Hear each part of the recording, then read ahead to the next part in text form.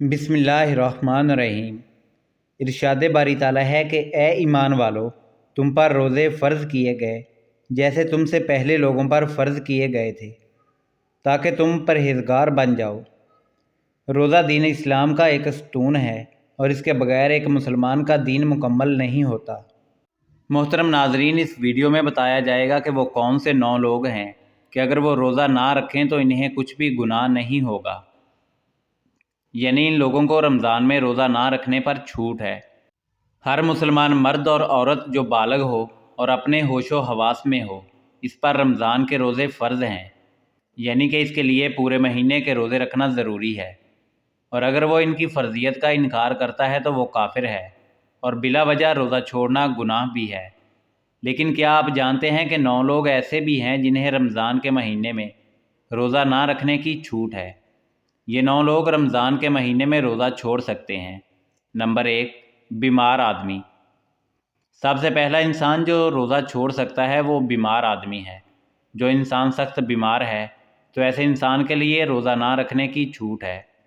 اگر ایسا بیمار آدمی روزہ نہیں رکھتا تو اس پر کچھ بھی گناہ نہیں۔ اب یہ بھی جان لیجئے کہ ایسی کون سی بیماری ہے کہ جس میں روزہ نہ رکھنے کی چھوٹ ہے۔ ہم آپ کو بتاتے ہیں کہ یہاں پر ان بیماریوں کی بات نہیں ہو رہی جو کہ عام طور پر نارمل لوگوں میں ہوتی ہیں، جیسا کہ اگر کسی کے سر میں درد ہو گیا، گھٹنے میں درد ہو گیا، کسی کو سردی یا زکام لگ گیا تو اس پر اس نے روزہ چھوڑ دیا، تو ایسا کرنا بالکل بھی جائز نہیں۔ ایسے لوگوں کو روزہ رکھنا ضروری ہے۔ یہاں پر بیماریوں سے مراد ایسی بیماری ہے جس میں انسان کی جان جانے کا خطرہ ہوتا ہے۔ اب یہ بھی جان لیجئے کہ وہ کون سی بیماری ہے کہ جس میں جان جانے کا خطرہ ہوتا ہے۔ تو اس بات کا ایسے پتہ چلتا ہے کہ اگر کوئی ماہر ڈاکٹر آپ کو یہ کہہ دے کہ اگر آپ بھوکے پیاسے رہے تو روزہ رکھنے سے آپ کی جان جانے کا خطرہ ہو سکتا ہے، یا پھر ڈاکٹر آپ سے یہ کہہ دے کہ اگر آپ نے روزہ رکھا تو آپ کی بیماری ٹھیک نہیں ہوگی یا آپ کی بیماری اور بڑھ جائے گی، تو ایسی صورت میں رمضان کے مہینے میں روزہ چھوڑنا جائز ہے، لیکن چھوٹی موٹی بیماریوں میں روزہ چھوڑنا جائز نہیں ہے۔ اب یہاں پر اگر کسی نے اپنی بیماری کی وجہ سے روزے چھوڑ دیے ہیں تو وہ یاد رکھے کہ اسے ان روزوں کو بعد میں رکھنا پڑے گا جب اس کی بیماری دور ہو جائے گی، یعنی کہ جب اس کی بیماری ٹھیک ہو جائے تو اس کو اپنے چھوڑے ہوئے روزوں کو قضا کرنا پڑے گا۔ اب اگر کسی کی بیماری ایسی ہے کہ وہ کبھی ٹھیک ہی نہیں ہوئی تو اس کا آخری وقت قریب آ گیا، تو ایسے میں وہ اپنے گھر والوں کو یہ وصیت کرے کہ میرے اتنے روزے چھوٹ گئے ہیں، اور وہ ان کا فدیہ ادا کریں، اور فدیہ یہ ہے کہ ہر ایک روزے کے بدلے ایک مسکین کو دونوں ٹائم پیٹ بھر کر کھانا کھلائیں۔ نمبر 2، حاملہ یعنی پریگننٹ عورت، یعنی دوسرے نمبر پر حاملہ عورت ہے، یعنی جس کے پیٹ میں بچہ ہو۔ اگر ایسی عورت ہو اور روزے رکھنے پر اس کو اور اس کے بچے کی جان کو خطرہ ہو تو ایسی عورت بھی رمضان کے مہینے میں روزے چھوڑ سکتی ہے، اس پر بھی کوئی گناہ نہیں ہوگا۔ ایسی عورت کے لیے بھی روزہ نہ رکھنا جائز ہے، لیکن یاد رہے کہ ایسی عورت بھی اپنے چھوڑے ہوئے روزے بعد میں رکھے، یعنی کہ جب کہ اس کی صحت ٹھیک ہو جائے تو اسے بھی اپنے چھوڑے ہوئے روزوں کو قضا کرنا ہوگا۔ اور اگر کوئی حاملہ عورت ہے اور اس کا ماہر ڈاکٹر اسے یہ کہہ دے کہ روزہ رکھنے سے اس کی یا اس کے بچے کی جان کو کوئی خطرہ نہیں ہے تو ایسی عورت کے لیے روزہ رکھنا ضروری ہے۔ نمبر 3، زیادہ بڑھاپا ہوتا، یعنی تیسرا وہ شخص جو اپنی عمر کے آخری پڑاؤ میں پہنچ جائے، یعنی کوئی شخص بہت زیادہ بوڑھا ہو گیا ہو۔ تو اگر کوئی ایسا شخص ہے جو اپنے بڑھاپے کی وجہ سے اپنی جگہ سے اٹھ بھی نہیں سکتا، بیٹھ بھی نہیں سکتا،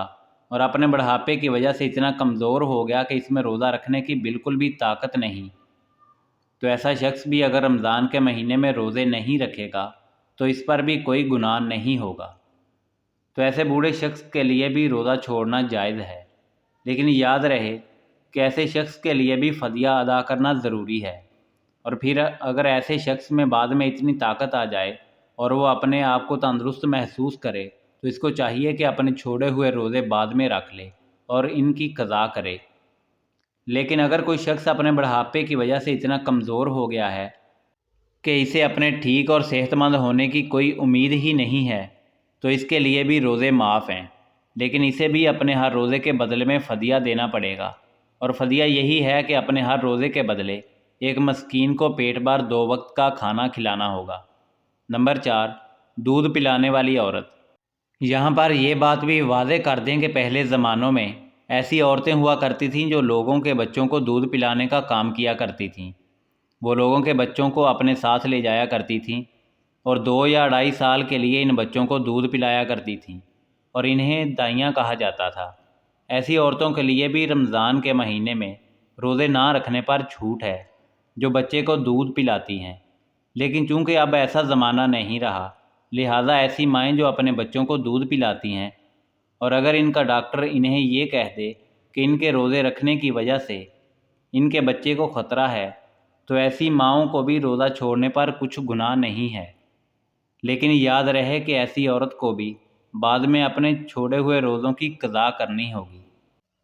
نمبر 5، پاگل یا دیوانہ شخص، یعنی 5واں شخص وہ ہے جس کا ذہنی توازن خراب ہو چکا ہو اور وہ پاگل یا دیوانہ ہو چکا ہو اور جو اپنے آپ سے باہر ہو چکا ہو اور جو بہکی باتیں کرتا ہو اور جو اچانک بے ہوش ہو جاتا ہو، تو ایسے لوگوں کو بھی روزہ چھوڑنا جائز ہے۔ یعنی کہ اگر ایسا شخص بھی روزہ نہ رکھے تو اس پر بھی کوئی گناہ نہیں ہوگا، لیکن ایسے شخص کو بھی چاہیے کہ بعد میں جب وہ ٹھیک ہو جائے تو اپنے چھوڑے ہوئے روزوں کو قضا کر لے۔ نمبر 6، حیض و نفاس والی عورتیں، یعنی ایسی عورتیں جن کے ماہانہ پیریڈز چل رہے ہوں، وہ حیض والی عورتیں ہیں، اور ایسی عورتیں جنہوں نے بچے کو جنم دیا ہو اور ابھی تک ان کا خون نکلنا بند نہ ہوا ہو، تو ایسی عورتوں کو نفاس والی عورتیں کہتے ہیں۔ یہاں پر ایسی عورتوں کا بھی روزہ رکھنا جائز نہیں۔ یہاں یہ بھی یاد رکھیں کہ پہلے بیان کیے گئے 5 قسم کے لوگ اگر روزہ رکھ لیتے ہیں تو ان کا روزہ قبول ہو جائے گا، لیکن حیض اور نفاس والی خواتین اپنی اس حالت میں روزہ نہیں رکھ سکتی، اور اگر وہ رکھیں گی تو ان کا روزہ قبول نہیں ہوگا اور ان پر سخت گناہ ہوگا۔ ایسی عورت جب بعد میں پاک صاف ہو جائے تو اس کے لیے ضروری ہے کہ وہ اپنے چھوڑے ہوئے روزوں کی گنتی پوری کر لے۔ نمبر 7، سفر پر ہوتا، یعنی مسافر ہوتا، تو ایسا انسان جو حالت سفر میں ہے تو اس کے لیے بھی روزہ نہ رکھنے کی چھوٹ ہے، اور روزہ نہ رکھنے پر اس کے لیے بھی کچھ گناہ نہیں ہوگا۔ لیکن یہ بات بھی جان لیجئے کہ اس سلسلے میں سفر کیسا ہوگا، تو ہم آپ کو بتا دیں کہ جو سفر 82 کلومیٹر سے زیادہ ہو اور وہ کم سے کم 15 دن کے سفر کی نیت کر کے گھر سے نکلا ہو، تو ایسے مسافر شخص کے لیے روزہ نہ رکھنے پر چھوٹ ہے، لیکن جب اس کا سفر ختم ہو جائے تو پھر اس کے لیے روزہ رکھنا ضروری ہو جاتا ہے۔ یہاں پر یہ بات بھی قابل ذکر ہے کہ اگر کوئی شخص سفر کی حالت میں ہے اور وہ یہ کہے کہ وہ روزہ ضرور رکھے گا کیونکہ اس کا سفر آرام دہ ہے، تو ایسا مسافر سفر کی حالت میں بھی روزہ رکھ سکتا ہے اور اس کا روزہ ہو جائے گا۔ پس اگر سفر آسان ہے تو روزہ رکھ سکتا ہے، لیکن اگر روزہ نہ بھی رکھے تو اس پر کچھ گناہ نہیں۔ نمبر 8، ایسا شخص جس کی جان جانے کا خطرہ ہو، یعنی اگر کوئی شخص تلوار لے کر کسی کے پاس آ جائے اور یہ کہنے لگے کہ اگر تم روزہ رکھو گے تو میں تمہاری گردن اڑا دوں گا،